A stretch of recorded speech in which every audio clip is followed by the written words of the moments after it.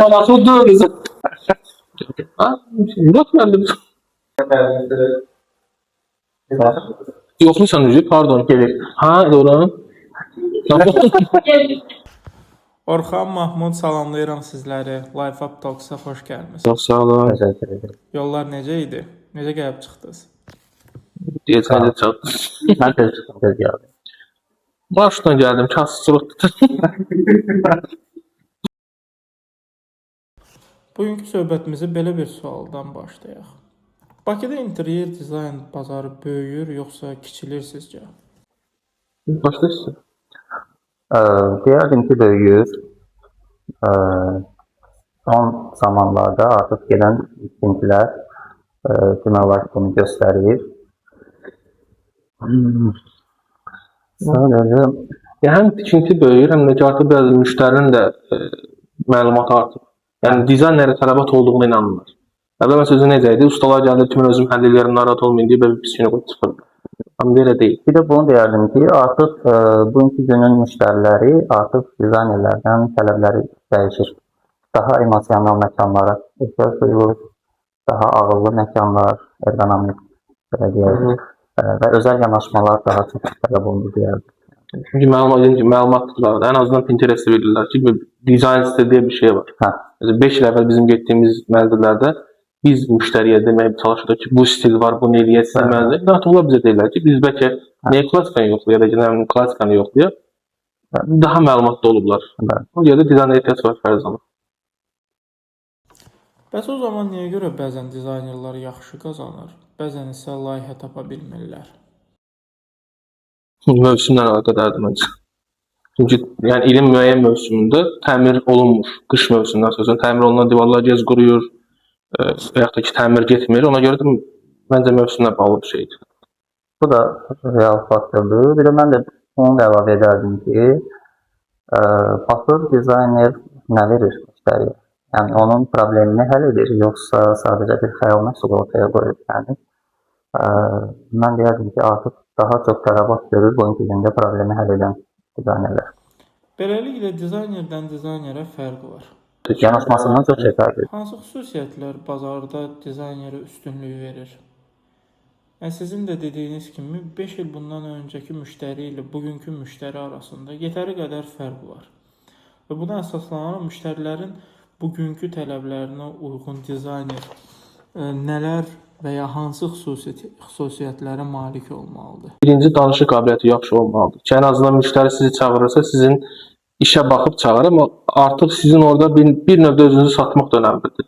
Ki, sən inandıra bilməlisin ki, mən bu işi bacarıram. Proqram bilmək çox da önəmli deyil. Yəni, çünki proqram bilmək normativi bilməkdir. Amma normativ bilən zaman bunun tətbiqi də problemdir. Yəni, sən onu işləyən zaman müştəri görməlisən, sən bu işdə məlumatın var. Yəni, müəyyən şeylər saya bilməlisən ən azından. Ki, işlədiyin işlərlə bağlı, bu işi niyə gördüyünlə bağlı, və yaxud da bunu eləyərkən də nə eləmək istədiyinlə bağlı. Yəni, mən bu paneli verdim, amma bu paneli niyə verdim? Və bu paneli siz necə eləyəcəksiniz? Müştəri doymuş dizayner istəyir. Yəni, tamam, bazara da məlum qiymətdə işləyir hamı. Yəni, çox cüzi fərqlər var. Deməzdim ki, uçurum fərqlər var. Amma məlumat olaraq çox uçurumlar var. Yəni, mən sizə bu dizayını yığaram, başqa məsələ. Bu dizayını buna görə yığaram, buna görə dizayn eləyərik, bu başqa məsələdir. Məncə, müştəri doymaq istəyir əslində, məlumatla. Bir də bazarı deyərkən, artıq müasir dövrdə dizaynerlərin son alətlərdən necə istifadə etdiyi önəmlidir. Artıq daha deyərdim ki, son texnologiyalarından, son AI alətlərindən istifadə edən dizayner ən azı ilkin təqdimatlarda bir neçə altı məndə olur. Yəni, belə deyək.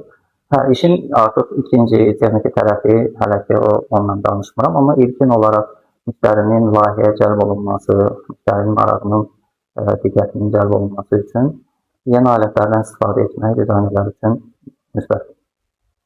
Təzə bazarda şey alıb ki, süni intellekt dizaynerləri işsiz qoyacaq. Çox yanlış fikirdir mənə görə.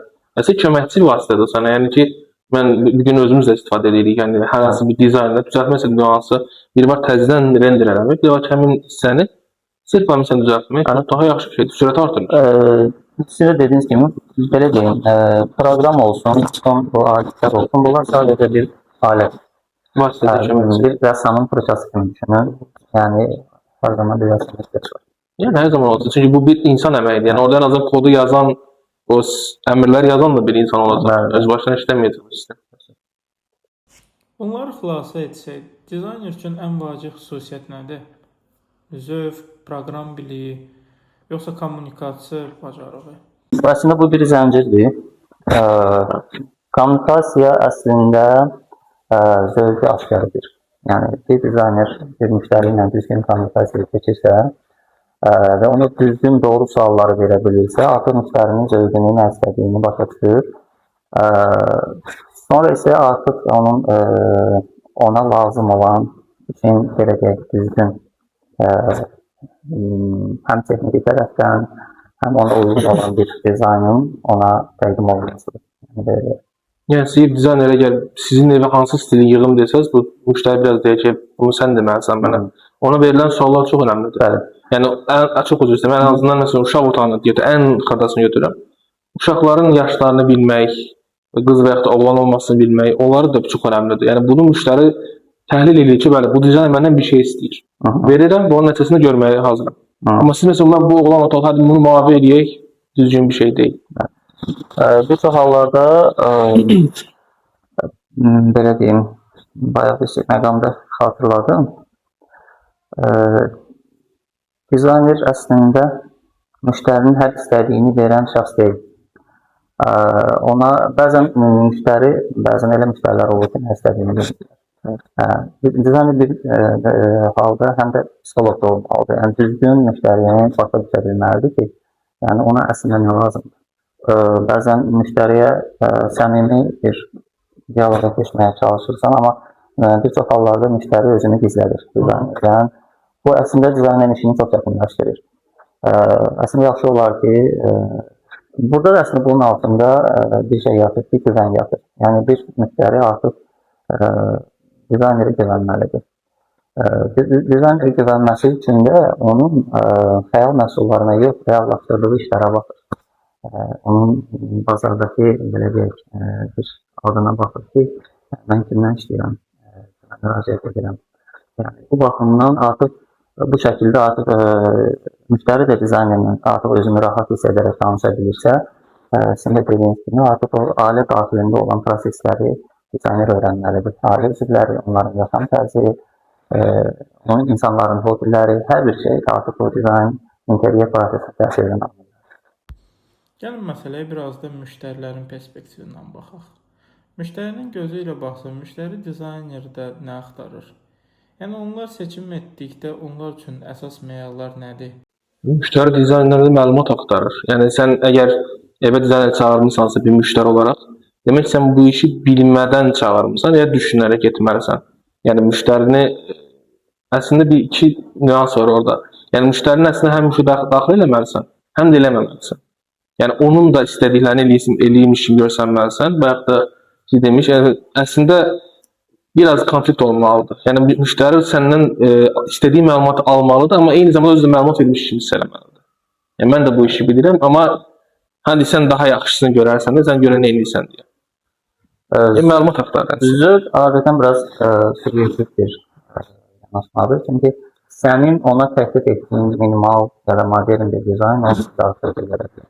Buna görə də müştərini bəzən tanımaq çox önəmlidir. Onun yaşayış, həyat tərzini önəmlidir. Yəni siz yerə gəl dizayn müştəriyə mən dizaynerim, xoş gəlmişəm, çəkilin qıraqda mən dizayn eləyəcəm desəz, o biraz özünü nikomfort hiss eləyəcək. Yəni mən heç bir məlumatım yoxdur. Çünki ən azından maddiyyatı verən müştəridirsə, o işte biraz müdaxiləsi olmasını istəyəcək. Amma bu demək deyil ki, siz məsələn bura divan qoyduğunda divan qoymalısınız. Divan qoymaya çalışaram, gəlin öz fikrimi də deyim. Zaten sizin fikrinizi bəyəndirmək artıq sizin professionallıqdan da biraz irəli gəlir. Yəni bu divanı bura niyə qoymadım? İzahla getməlidir. Yəni müştəri doymaq istəyir, yəni ən çox. Məlumatla doymaq istəyir, belə deyim. Dizayn artıq ikinci bir prosesdir. Yəni render, yaxşı render verə bilərsiniz, normativlər verə bilərsiniz, amma müştəri ilə ünsiyyət çox önəmlidir. Bəs yaxşı, real layihələri işlədiyiniz zaman ən sıx rastlaşdığınız problem nədir? Mən deyərəm ki, ustalar. Layihə bir növ dizaynerin xəyal məhsuludur və bu xəyal məhsulunun artıq real bir usta qarşısında reallaşması, yəni real tikintide artıq reallaşması deyərdim. Burada əsas çox önəmli. İşin əsası belədir, imtahanı burada başlayır. Yəni, işin icrasında başlayır. Yəni icrası sırf çünki bizdə elə bir şey var ki, yəni ustalar inciməsin o var dediyimdən. Çünki ustalar düşünürlər ki, biz oturuq kompüterin başında hər hansı bir proqramda yığırıq 5-10 dəqiqə onlara təhvil verdik. Usta da bunu tətbiqində bizdə bir problem var ki, yeniliklə barışmır. Yəni neoklasikadakı yəni panellərlə barışsın ki, onu işləməyib. Onun tətbiqini bilmir deyə bu artıq başlayır dizaynerlə konflikt eləməyə. Ki, deyək ki, bunu dəyişək, ən qədər yaşadığım problemdir. Bəlkə bunu dəyişib başqa şey verək, bəlkə bunu deyək, ona görə ən çox problem orada olur. Və dizayner məlumatsız olanda bu işlə bağlı Əsasını anlara bilmir. Bəli. Layihəsini müdafiə Məsələn, ustaların yaşadığımız problemlərdən də yəni ən çox orada işi verir dizayner müştəri soruşur bunu niyə vermirsən? İzah edə bilmir deyə usta burada haqlı çıxmış görsənir. İşi pisdir və artıq o iş itirmiş olur. Biz hər evə əslində bir reklam qoyuruq. Bizim işə baxmaq lazım. Maddiyyatdan önəmli odur. Hər evə biz bir reklam yığırıq. Yəni gələn qonaqlar da sizin işinizə heyran olmağı biraz çox geniş bir şeydir. Ən azından xoşlana gəlirlər ki, sizi axtarsınlar. Mən buna belə bir əlavə edərdim ki, işin layihə və dizayn mərhələsində müştəri hər zaman maksimal yanaşır. Hər şeyin ən maksimum, ən gözəl, ən yaxşısını istəyir. Amma bunun altında yatan büdcəni hələ düşünmür. Artıq layihə mükəmməl şəkildə tamamlanır. İşin icrasına keçdikdə artıq müştəri başlayır maksimum dərəcədə hər şeydən Qısmağa. Bu halda ortaya çıxan nəticəyə baxanda da müştəri deyir ki, mən layihədə belə görmüşdüm, amma reallaşan nəticə bu deyil. Əslində bəzən bayaq orada biz qeyd elədik, dizaynerin müştəri ilə ilkin görüşlərində müştərinin nə istədiyini və ona lazım olan üslubu və onu necə reallaşacağını öngörüb ona izah edə bilməlidir. Yəni, sizin istədiyiniz budursa, bunun altında yatan, bu da nədən gəlir? Əslində, dizaynerin həm texniki bilikləri olmalıdır, həm bütçə bilikləri olmalıdır ki, o düzgün layihənin müştərinin qarşısında edilsin. Bu da nüanslar, bəzən müştərilər bütçəni dizaynerdən gizlədirlər. Yəni, bəzən sual verirsən, tutduğun bütçən nədir? Bunu bildirmək istəmir, sanki, bilməm, bunun altında yatan bəlkə bir çox psixoloji bir şeydir əslində. Yəni, əslində zəiflik deməz, amma zəif olduğunu bilmək istəmir. Çünki bizə də olur. Məsələn, deyirsən ki, bir panel istəyir, adi paneldən yerəcək. Çox maddi baxımından çox güclü bir qiymət tutacaq. Deyirsən, bəlkə bunu eləməyə, siz eləyin, problem deyil, hər şey yaxşı olacaq, amma onun qarşılaya bilmədiyini hiss edirsən. Çünki onun danışığından hiss edirsən, ən azından mənzilə qarşı yanaşmaqsan bilirsən ki, bəzi şeylərdən məlumatsızdır deyə onu demək lazımdır. Amma qısırlar, hər zaman olur o şeylər. Yəni mən də bir müştəri olaraq bu məsələ öz fikrimi bildirim də. Biz dizaynera büdcəni tam söylədikdə o biraz damara görə qan alır məsələsinə dönür də. Ona görə də tam bu büdcəni demək istəmirik. Bu yanaşmanın altında bizim nə yatır? Bəzən ustaya deyək ki, yeri döşəməlidir, daş döşəməlidir. Usta soruşur ki, daşın qiyməti neçəyədir? Məsələn, daşın qiymətinə görə öz bütçəsini formalaşdırır. Bu da o məntiqlə dizaynerə yanaşdığı üçün bəlkə də... Orada usta mənzilə görə də əslində qiymətdir. Yəni evə girir, mən çox götürürəm, Ağşəhərədədirsə mənzil, 5 manata işləyən usta artıq ona 7 manat, 8 manat deyə bilir. Dizayner əməsində elə bir şey eləmir. Çünki dizayner zaten oradan qazanacağı bir şey deyil, o işi gözəlləşdirməyə çalışır. Məsələn, sizin büdcə gəlir 100 manatdırsa, mən sizə 200 manatlıq bir dizayner verə bilərəm, 100 manatlıq dizayner də verə bilərəm, amma bunun ikisi də eyni gözəllikdə olacaq. Zaten mən onu rahat işləməliyəm. Arxayın olmalıyım əslində müştəridən ki, mənim işim olduğu üçün pisləməyəcək. Yəni, özünün büdcəsini əslində bəhanə edib, heç kim işi pisləmir. Yəni, bunu bəyənmədim deyək, izahtsız bəyənmiş. Çox pis bir şeydir əslində. Belə bir sual da yaranır. Onda Azərbaycanda bir dizayner kimi nələr edib tez böyümək olar? Sosiallaşmaq deyərdim, öz şəbəkəsini genişləndirmək və öz üzərində daim çəkmək, artırmaq. Siz proqramı bildim deyə bazara çıxmaq ən böyük səhvdir. Yəni, mən hazıram deyib, yəni hər dizayner 9 ildir bu işin içindəyim, yəni ən qədər öyrəndiyim şeylər var, hər də öyrənməyə davam edirəm ki, süni intellekdə bizi qabaqlamağa başladığı üçün yetişmək lazımdır. Amma siz bazara mən hazıram deyib girirsinizsə, o bazarda mütləq itəcəksiniz. Çünki sizin qabağınızda ən azından işi bilən bir usta çıxa bilər. Çox iyi ustalar da var. Mən görmüşəm, yəni dizayner ehtiyac olmadan ev yığa bilən ustalar da var. Onunla qarşılaşdığınız zaman siz artıq biraz geri çəkilmə məcbur olursunuz. Bu da sizi həvəsdən salır. Ona görə biraz ən çox bəli, getdiyiniz ən azından oturduğunuz restorandır, getdiyiniz başqa bir mənzillərdir, müşahidə eləməlisiniz. Bu çox önəmli bir şeydir. Yəni ən azından dizayner olduğunuzu hiss etdirəcək qədər müzakirə eləməlisiniz. Yəni mən bunu eləyərdim, yoxdur, mən bunu necə eləyərdim sualı vermək lazım. Yeni başlayan biri bazara girərkən, yəni bu sahəyə yenicə yiyələnməkdə olan biri üçün ən doğru yol olaraq hansı seçimlər edilməlidir? Həm öyrənmək üçün girməlidir, həm də bu, belə deyək də, bu işin məsələsini bilməlidir. Yəni, əslində, istehsal tərəfini mütləq bilməlidir, materialları tanımalıdır və deyərdim ki, sözə başlayan biri nə qədər mükəmməl proqramını öyrənsə, bütün biliklərə, nəzəri biliklərə sahib olsa da, öz egosunu bastırıb gedib studiyalarda, hər hansı bir bürolarda təcrübə keçməlidir. Mütləq ki, bu təcrübəni keçməlidir ki, iş əslində o tozun içinə girərək tikintidə, yəni orada prosesləri necə başlayıb görmək, reallığı görmək deyərdim.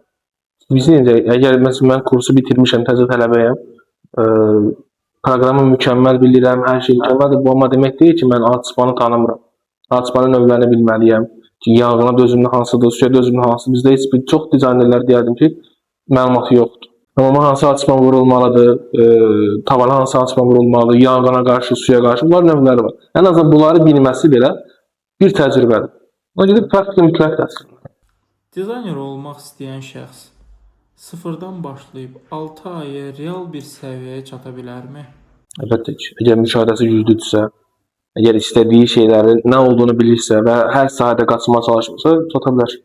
Yəni mən belə deyim, dizayner bir söz stili var. Neoklasika var, klasika var, modern var, baroko var. Birini özünə əsas götürməlidir və ona görə işləyib. Ən azından birini mükəmməl bilib, sonra keçməli olabilir. Məncə 6 aya yetərli qədər bir səviyyə gələ bilər. Mükəmməl olarını demərəm, amma bir səviyyə gələr ən azından. Mən də onu deyərdim ki, bəli, tam peşəkar səviyyədə olmasa da, bazarda orta və layihələri, belə deyək, həcmdə bir işləri götürüb işləyirlər. Bu da yenə də insanın öz qabiliyyətindən artıq onun götürmə bacarığından da... Yəni, egonu kənara qoyandan sonra çox rahat olur. Bu işə öz yanaşmasından nasıl olur? Yəni, müəyyən qədər işləri götürüb işləyirlər. Siz, yəni, təzə bitirmiş kursu tələbə deyərək hər hansı bir dizayner, ego varsa 6 ay yox, 6 il ona kifayət eləməz. Mən bilirəm deyə bazara girmək olmaz. Ən azından bunu iş təcrübəsində sizə öyrədirlər. Hazır bir şəkildə öyrədirlərsə ki, siz əslində heç bir şey bilmirsiniz. Belə 10 hallarda qırılma baş verir. Və məsələn düşünürsünüz. 6 ay kurs keçir, ya da bir il işləyir və ani bir sərt bir ortamda və artıq özünü özgüvənsiz hiss elədiyi bir yerdə artıq orada qırılma baş verir. Əslində özünə güvənən səhv eləmək normal. Hər kəs səhv edə bilər. Zaten o səhvlər üzərində hər kəs öyrənir, daha da özünü təkmilləşdirir. Gərək yəni də o dediyimiz şəxs olsun, dizayner olsun, bu özünə qarşısına hədəf qoyan səhvlərdən və yanlış etmədən qorxmalıdır. Biraz özünü çevrətdir. Zaten ölçüdə belə müəyyən qədər ölçüyə səhv eləmə imkanı verilir dizaynerə ki, çünki normal bir şeydir. Amma bunu həyəcanlarla mən səhv etməyə düşünsənizə zaten bu işi başdan bıraxmaq lazım. Mahmud, interior dizayneri olaraq deyil də, LifeUp təlimçisi olaraq siz tələbələri real bazara uyğun öyrətmək üçün hansı üsullardan istifadə edirsiniz? Reallığı qəbul etdirmək. Yəni necə? Məsələn, biz sırf proqram öyrətmirik. Yəni proqramı bildin, hazırsan, getdin, bazara buraxmaq dizayneri bu bir bitkidir. Yəni, biz orada keçdiyimiz Arthouse-dakı materiallarla bağlı tanışlıq və yaxud da ki, əməkdaşlığımız olan şirkətlərlə bağlı hardasa bir müəyyən qədər staj tətbiqi, bu ən azından dizayneri bir bazara hazırlayır. Yəni proqramı bilmək, yenə deyirəm, heç bir şəkildə dizayneri olurum demək deyil. Yəni proqram hər kəs öyrənə bilər. 3 aya, yəni mənəm deyən dizayneri öyrənə bilər. Amma bunun tətbiqini eləmək üçün siz birinci materialları tanımalısınız. Biz onu eləyirik ki, ən azından kirəmi qranitlə mərmərin fərqini bilmək, yəni görüntü baxımından neon olsa fərqlər var. Müəyyən proqramda şirkətdə işləyən zaman sizə veriləcək sualları bilmək, usta ilə danışma qabiliyyəti, real sahədə gedib ölçü götürərkən nələrə diqqət etməlisiniz? Bunlar ən azından sizi bazara müəyyən qədər hazırlayacaq. Mən yadımdan çıxmaz, tələbə vaxtında bir şirkətində bir 3 aylıq təcrübə keçirəm. Şirkət də bütün lisensiya avadanlıqlarla, yəni işlər görən bir şirkətdir. Orada mənə bir mütəxəssis, bir maraqlı bir şey söylədi ki, stokda deyək ki, laminatlar düzülüb deyib, baxaraq laminatın qalınlığını mənə deyə bilərsən, mən belə tələbəyəm, istəsənsə əldən keçirsən, artıq bir peşəkar artıq materiala baxdığı zaman ora laminatın neçəlik bir ölçüdə, hansı ölçülərdə istifadə olunduğunu artıq vizual baxaraq hər bir şeyin ölçüsünü hesablaya bilir. Bu da təcrübədən irəli gəlir. Artıq uzun müddət materiallarla işləyən bir şəxs standartları bilir. Bir də burada onu da qeyd edeyim ki, bir layihə hazırlayarkən mütləq ki, material standartlarını bilməlisən. Əgər material standartları üzərindən layihəni hazırlaya bilmirsənsə, nəticədə büdcə mütəxəssis səviyyədə rəqəmlər dəyişə bilir. Eyni dizaynı verirsən, amma düzgün standartlarla vermirsənsə, büdcə çox. Yəni siz panel olaraq taxta paneli vuracaqsınızsa, sabah onu müştəri tələb eləyəcək. Bu da sizin büdcəni inanılmaz dərəcədə şişirdir. Ona görə onun əvəz edicisini tapmaq lazımdır ki, mən bunu bəli şifonla eləmişəm və yaxud da ki MDF-lə eləmişəm və yaxud da ki boya ilə bu effekt almışam. Müştəri siz variant vermə imkanı yaratmalısınız. Yəni bu təcrübədə sahib olmalısınız. Bu demək deyil ki, siz mükəmməl şəkildə hər şeyi biləcəksiniz. Amma ilkin növbədə təcrübə və səhv eləmə qabiliyyətini bacarmaq çox önəmli bir şeydir. Yəni zaman ən azından ölçü götürmə qabiliyyəti çox önəmli bir şeydir. Ki daş sökülə bilən divar, sökülə bilməyən divar, kolonlar məsafəsi, hündürlük məsələsidir, yerin polun qalxma səviyyəsi, ən azından bunların yerində tətbiqi zamanı çox böyük önəmli bir şeydir bu. Yəni mənim özüm təzə bitirdiyim kursda müəyyən səviyyədə bitirmişəm, amma real işə başlayanda sıfır təcrübən olduğum üçün çox həyəcan yaşamışdım. Yəni adi uklon verilməli, deyəndə o həyəcan yaşamışım, uklon nəyə verilməli, o inanılmaz bir həyəcandır və artıq ya çıxım, bəlkə bacarmıram şeyə gəldim, çıxdım. Bəlkə bitirim deyə, mənlik bu iş deyil.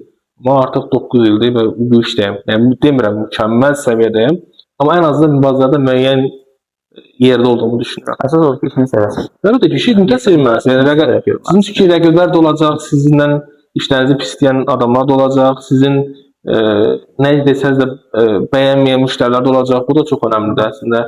Yəni siz demişsiniz, büdcəsi uyğun deyil deyə əslində işi bəyənmir. Onu tutmalısınız söhbəti və ona görə davranmalısınız. Bu da planlı olmalı. mütləq şəkildə. Yəni adam tanıyır, usta dəmiri burada ölçüsü fərqli var, həyəcan yaşayır.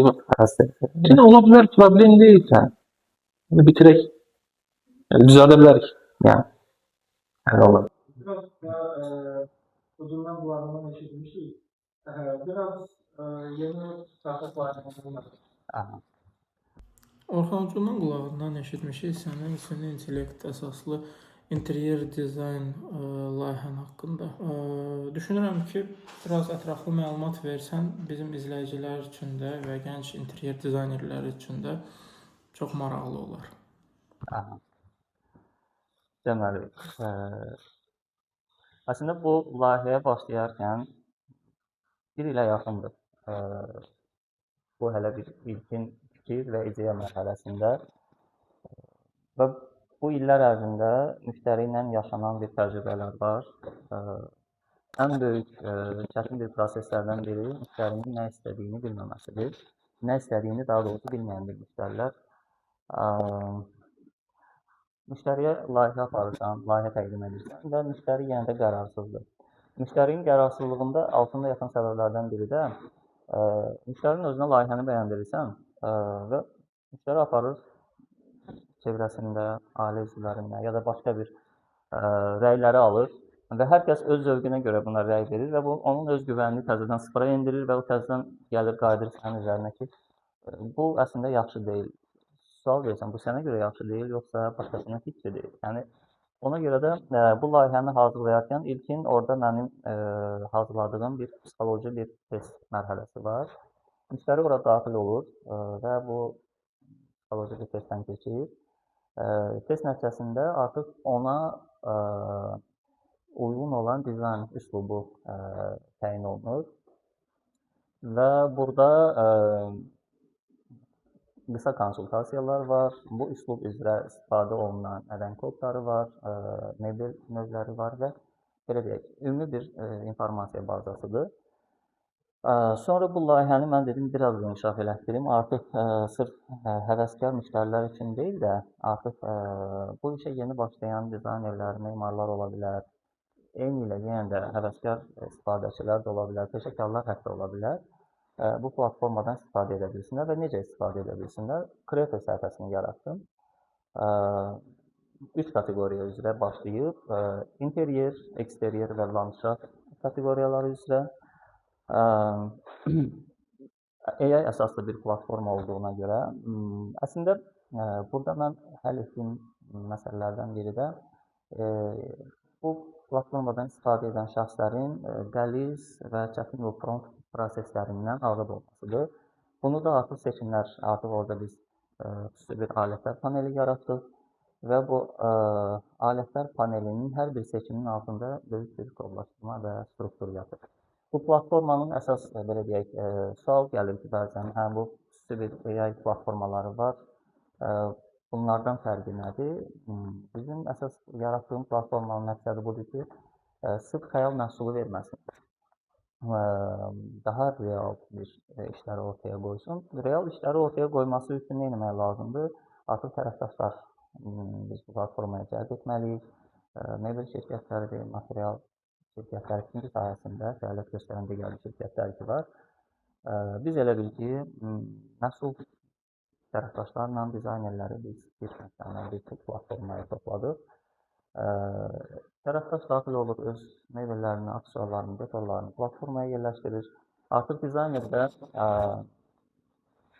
bu platformadan istifadə edərkən müştərinin artıq deyək ki, bir evi, mənzili, otağı var.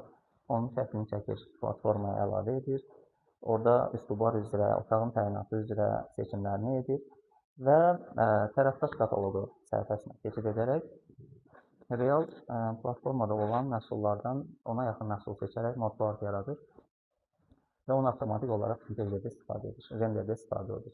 Yəni, nəticədə artıq, məsələn, bir qonaq otağıdır, modern üslubda artıq tərəfdaş məhsulları seçilir, tərəfdaş məhsulları üzərindən bir real bir ilkin bir təqdimat ortaya çıxmış olur. Bu şəkildə dizayner çox qısa bir müddətdə fərqli bir çox təkliflər hazırlayaraq müştəri qarşısına təqdim edə bilir. Burada əsas məqsəd budur ki, müştərinin ilkin etapda müştərinin zövqünü əsasən təklifi bəyəndirməkdir, belə deyək. Artıq müştəri başa düşür ki, mən bunu istəyirəm və buradakı gördüyü dizayndakı istədiyi mebeli də hardan əldə edəcəyini və real olduğuna görə artıq bu seçimdə artıq onun üçün rahat olur. Bundan sonra artıq bir dizaynerin öhdəliyi ilə qalan artıq onun texniki və reallaşdırma mərhələsinə keçir. Ümumiləşdirsəm, bizim platformada əsasən tərəfdaş, dizayner və müştərinin hamısının bir platformada toplanmasını təmin etməkdir. Belə, bu qədər. Orxan Mahmud, maraqlı söhbətlər üçün vaxt ayırdığınıza görə təşəkkür edirəm sizə. Sizə gələcək layihələrinizdə, işlərinizdə, peşəkar həyatınızda uğurlar arzu edirəm və növbəti görüşlərədək